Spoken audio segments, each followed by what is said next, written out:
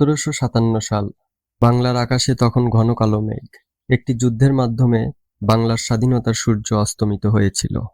এটি ছিল পলাশীর যুদ্ধ, যে যুদ্ধ শুধুমাত্র অস্ত্রের শক্তিতে নয়, বিশ্বাসঘাতকতার কারণে নবাব সিরাজউদ্দৌলা পরাজিত হয়েছিল।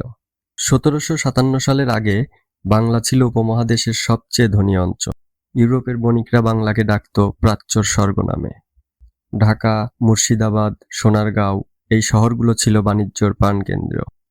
সিরাজউদ্দৌলার নানা আলীবর্দী খান 1756 সালের 9ই এপ্রিল মৃত্যুবরণ করেন। নানার মৃত্যুর পর মাত্র 22 বছর বয়সে বাংলার মসনদে আরোহণ করেন নবাব সিরাজউদ্দৌলা। ক্ষমতায় বসার পর নবাব দেখেন চারদিকে দেশীয় বণিক, বিশ্বাসঘাতক এবং ইংরেজ বেনিয়াদের চক্রান্ত। তার নিজের পরিবারের সদস্যরাই ছিল তার প্রধান শত্রু। তার খালা ঘসিটি বেগম, যিনি ছিলেন বিপুল সম্পদের মালিক, তিনি সিরাজের সিংহাসনে আরোহণ মেনে নিতে পারেননি। সিরাজউদ্দৌলা দ্রুত পদক্ষেপ নেন।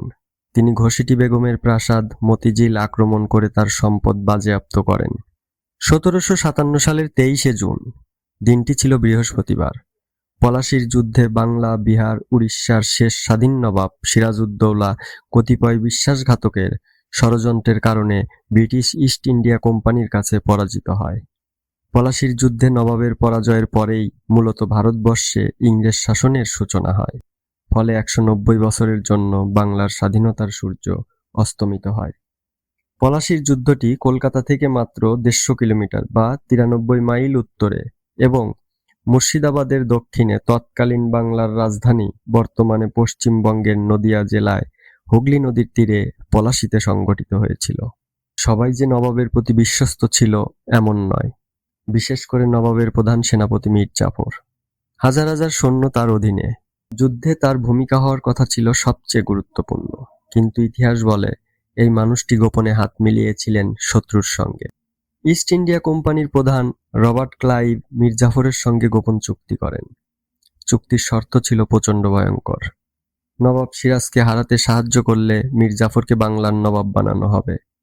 শুধু তাই নয়, অঢেল অর্থ, ক্ষমতা, নিরাপত্তা সবকিছুর প্রতিশ্রুতি দেওয়া হয়। 1757 সালের 22শে জুন ব্রিটিশ বাহিনী ক্লাইভের নেতৃত্বে পলাশীর পথে যাত্রা করে। ইতিমধ্যে নবাব মুর্শিদাবাদ থেকে প্রায় 65,000 সৈন্য নিয়ে রওনা দেন এবং শত্রুকে মোকাবেলা করার জন্য পলাশীতে শিবির স্থাপন করেন। 1757 সালের 23শে জুন সকাল 8টার দিকে যুদ্ধ আরম্ভ হয়।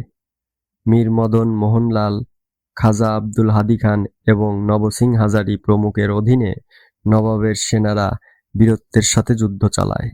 অন্যদিকে মীর জাফর, ইয়ার লতিফ এবং রায়দুল্লভের অধীনে নবাবের প্রায় 45,000 সৈন্য নিষ্ক্রিয়ভাবে দাঁড়িয়ে থাকে ও পরিস্থিতি অবলোকন করে। শুরুতে মীর মদন প্রধান ইংরেজ বাহিনীকে আক্রমণ করেন। তার প্রবল আক্রমণে টিকতে না পেরে ক্লাইভ তার সৈন্যবাহিনী নিয়ে আমবাগানে আশ্রয় নেন। ক্লাইভ কিছুটা বিচলিত হয়ে পড়েন। মীর মদন ধীরে ধীরে অগ্রসর হচ্ছিলেন, কিন্তু মীর জাফর, ইয়ার লতিফ ও রায়দুল্লভ নীরবে দাঁড়িয়ে রইলেন। দুপুরের দিকে বৃষ্টি নামলে সিরাজউদ্দৌলার গোলাবারুদ ভিজে যায়। তবু সাহসী মীর মদন মোহনলাল ইংরেজদের সাথে লড়াই চালিয়ে যান। কিন্তু হঠাৎ করেই মীর মদন গোলার আঘাতে মারাত্মকভাবে আহত ও পরে মারা যান পলাশীর যুদ্ধক্ষেত্রে।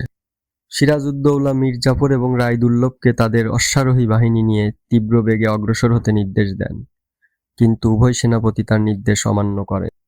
কোম্পানি ও নবাব বাহিনীর মধ্যে তখন দূরত্ব মাত্র কয়েকশো গজ। মোহনলাল নবাবকে যুদ্ধবিরতির জন্য পরামর্শ দেন। সিরাজ মীর জাফরের পরামর্শে পিছু হটার সিদ্ধান্ত নেন। পলাশীর যুদ্ধে 50,000 সৈন্য, 40টি কামান এবং 10টি যুদ্ধহাতি নিয়ে সিরাজউদ্দৌলার বাহিনী রবার্ট ক্লাইভের 3,000 সৈন্যর কাছে পরাজিত হয়েছিল। যুদ্ধ 11 ঘন্টার মধ্যেই শেষ হয়ে যায়। বিশ্বাসঘাতকতার চূড়ান্ত রূপ দেখল পলাশীর প্রান্তর। পরাজয় নিশ্চিত জেনে নবাব সিরাজউদ্দৌলা যুদ্ধক্ষেত্র থেকে পালিয়ে মুর্শিদাবাদে যান। মুর্শিদাবাদে ফিরে এসে সিরাজউদ্দৌলা একটি সভা ডাকেন। কেউ তাকে পরামর্শ দেয় যুদ্ধ চালিয়ে যাওয়ার জন্য, কিন্তু নবাবের মন তখন অস্থির। তিনি বুঝতে পেরেছিলেন তার বিশ্বস্ত সেনাপতিরা তাকে ছেড়ে গেছে। 23শে জুন মধ্যরাতে নবাব সিরাজউদ্দৌলা তার স্ত্রী লুৎফুন্নিসা বেগম এবং কিছু মূল্যবান রত্ন নিয়ে নৌকাযোগে পালিয়ে যান। 24শে জুন মধ্যরাতে মীর জাফর নবাবকে খুঁজতে লোক পাঠান। দোসরা জুলাই সিরাজ রাজমহলে আশ্রয় নেন, কিন্তু এক বিশ্বাসঘাতকের দ্বারা তিনি ধরা পড়েন। তাকে মীর জাফরের ভাই মোহাম্মদ আলী বেগের হাতে তুলে দেওয়া হয়। সেই রাতেই মীর জাফরের পুত্র মিরনের নির্দেশে নবাব সিরাজউদ্দৌলাকে নির্মমভাবে হত্যা করা হয়। মাত্র 23 বছর বয়সে বাংলার শেষ স্বাধীন নবাবের জীবনাবসান ঘটে।